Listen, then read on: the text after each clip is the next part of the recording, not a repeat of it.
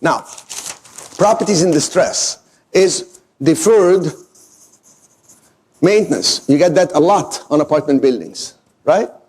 Deferred maintenance. Property, lower rent on the property itself. They're not charging enough rent. That's a great opportunity. Why? It's a distress situation because they didn't handle the maintenance, so they're not increasing the rent. Do you know number one reason tenants leave is not because of increase of rent, it's because nobody's maintaining the property. When you survey tenants, you maintain the property, I'll stay, I don't want to move. What other reason for the layout? Maybe the layout of the property does not match people's needs, they don't like it. Okay, location. There's something called physical obsolescence when the layout is bad. The location is horrible. Now, can you make money with D properties? Yes, of course you can make money with D properties. Actually, opportunity zones now are focusing on what kind of properties? I told you about opportunity zones yesterday, remember? This is the same group that was here yesterday, right? No, you know, I give you an example of, let's do a quick case study for fun. So a friend of mine from San Diego, his name is Alan, got a great deal on an apartment building a few years ago and was just fascinated about how great of a negotiator he is. When he did the closing and he went to the place and slipped some notes under each door of the apartment building. This is an apartment building that's like U-shaped and there is like a little parking here with lights. And he put a note saying, I'm the new owner, here is the backup proof. You'll start paying the rent to this thing, to this address and this. We're gonna, if you need anything, here's my phone number. Here is the email, etc., etc. Another thing he knows, one of the ladies that are renting in the apartment, she called him and she said, listen, you're the new owner? Yeah. She said, you want to know why they sold it to you? He said, why? She said, because there are 2 units right here that are doing drug dealing in the parking lot. And nobody can afford to move because we're paying such low rent. And yes, you got a good deal because we're paying low rent. You think you're going to increase the rent, but I'm telling you something. We can't afford to leave. We can't afford to pay more.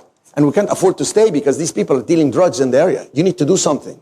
And if you don't do something, I'll give you 1 week. I will be personally calling the DA because I was threatened by the previous owner. If I call, he's going to accuse me of this and that.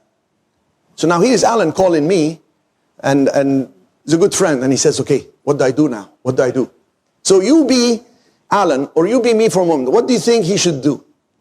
Let's brainstorm for a second. You just got this building. It's a great deal. You thought you just had a home run. And you found out it's a D minus. It's a D with a dagger. What would you do? Start the eviction? Evict who? Well, they're paying on time. But how can you prove illegal activities? How can you prove illegal activities? You see, you're going to accuse them, and they're going to sue you for accusing them because nobody's going to want to be a witness. I mean, anybody works in the police department here in Los Angeles? Okay, so let's say you go down to talk to the local police department. Do you think the local police department doesn't know? The local police department, they can even tell you what activities at what time and at what price they're selling. The kilo. I would negotiate with them. So, okay, so let's negotiate with them. Let's give me the negotiation. Wait a minute. This is going to be interesting negotiation. I want to hear how you negotiate with drug dealers. Well, I would pay them a relocation fee if they leave certain time. The guy is making cash thousands of dollars a day. What can you possibly entice somebody who's making thousands a day? The other option, I have to put cameras and see monitors. So put the cameras and they throw a rock and break the camera. Put more lights and they're really good at aiming. I'm not trying to shoot your ideas down. We're trying to brainstorm and I'm trying to bring it to reality.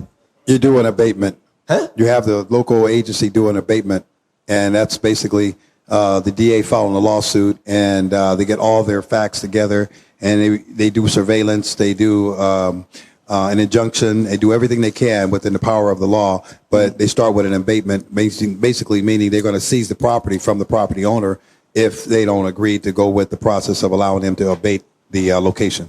Okay, very good. As a public nuisance. Okay, good. You're absolutely right, but I'm going to give you the challenges with this. Have you ever dealt with a DA? I used to manage hotels for Hilton. I would take the projects for Hilton when they have a problem to turn it around within 90 days to renew their management contract. So I'll tell you when there is a drug situation called the DA.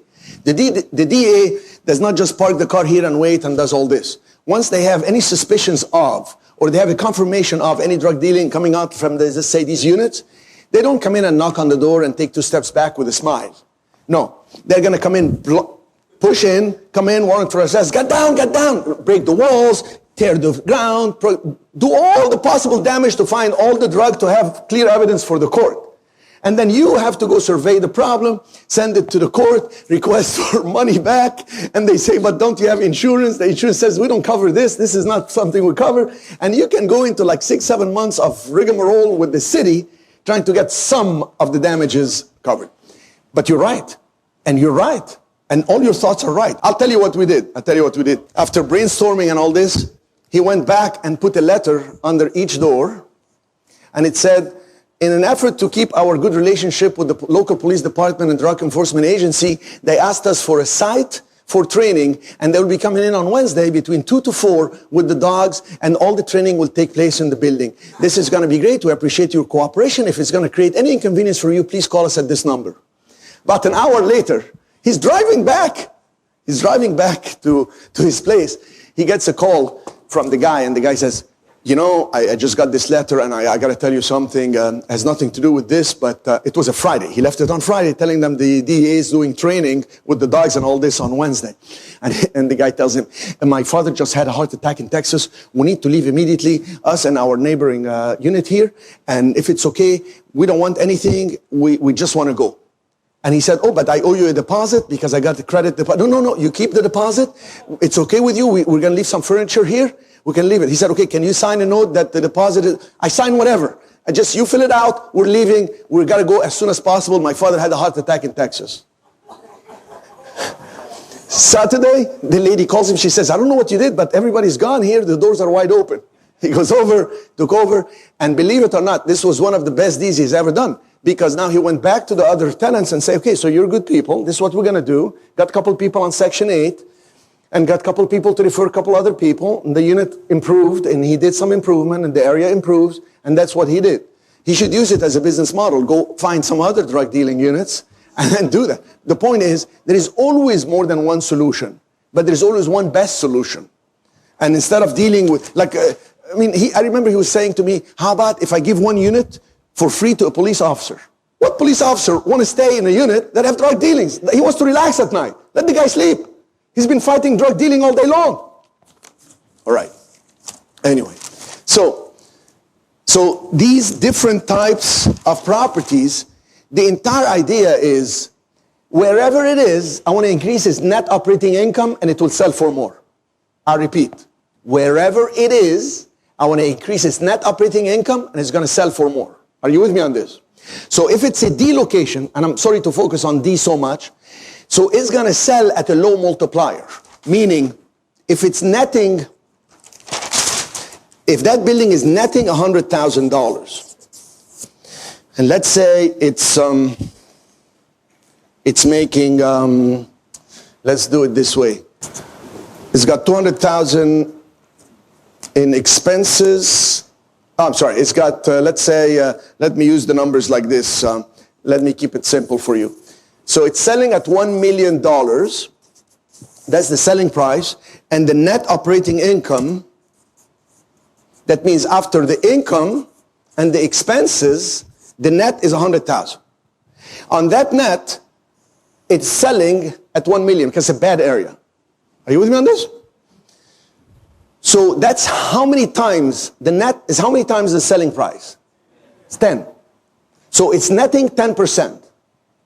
Everybody with me on the numbers? If you paid $1 million, you're going to net 10%. That's 10% net, hence it's called net operating income because you're operating the price. It has nothing to do with payments. Imagine you paid cash. If you pay cash $1 million and it brings you some rental income and you have expenses, you have to pay for the utilities, you have to pay for the any ongoing fees for the common areas, you have to pay property taxes, property insurance, it nets 100,000. You got that? That is called a 10% cap rate. What is it called? 10% what? What's cap? Cap stands for what? Capital. If you have capital means money. You have enough funds, you have a capital amount, you have money of $1 million, your capital will work at 10% return. So instead of using the word capital, use cap. So the cap rate the capital return rate is 10%. Are you with me on this? So listen to this, simple. So if it's every 100,000 is a million, every 10,000 is how much? 100,000. Are you with me on this? I want you to start thinking now commercial real estate. This is how you think. That means every 1,000 is how much? It's 10 times. What's 10 times? 10,000. Are you with me on this? So every $1,000 I'm going to bring to the bottom line is going to be 10,000 on top. So if I make some changes in this building, some changes, and I rent one more unit for $833 a month. Are you with me? Or let's say I rent one unit for $1,000 a month. Let's just say that's what it is. So I'm going to make 12,000 more for the year. And it's going to bring to the bottom line not 12,000, but just 10,000. So I'm going to increase the net operating income by 10,000. I just made 100,000. I can turn around and flip it for $1,000,001. Are you with me on this? But Cherif, it's a D location. It doesn't matter. We just rented one more unit. We just raised the rent. So this cap rate multiplier is very important. When it's 10%, every dollar is 10 times here. Are you getting this? Every dollar is 10 times more. You got that part? Because I'm going to take it to another level. I want to make sure you got the basic. This is the basic. This is like ABC. The ABCs of apartment buildings is what is the cap rate? What is the capitalization? How much will I pay for how much net? How much will I pay for how much net? So now we go to a better building. Let's go right away to the A building.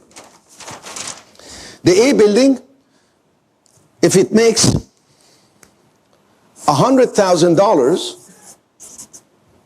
it's not going to sell at 1 million. If it nets $100,000, it's going to sell, for instance, at about $1,667,000. Why so much? Why do I have to pay so much more to get 100,000? Because of better property, better tenants, better location. So what's the cap rate here? What's the cap rate? Please take your calculators. Do it. Do it. I know it's inconvenient. Please take your calculators. I repeat, take your calculators, your phone, and calculate this. Take 100,000 and divide it by 6%. Exactly. Divide by 1,667,000. So 5.999. So it's 6%. So it's 6% cap. So your capital here will work at 6% return. Why is it working for so much less? Because a better location, more desirable, less headaches. Are you with me on this?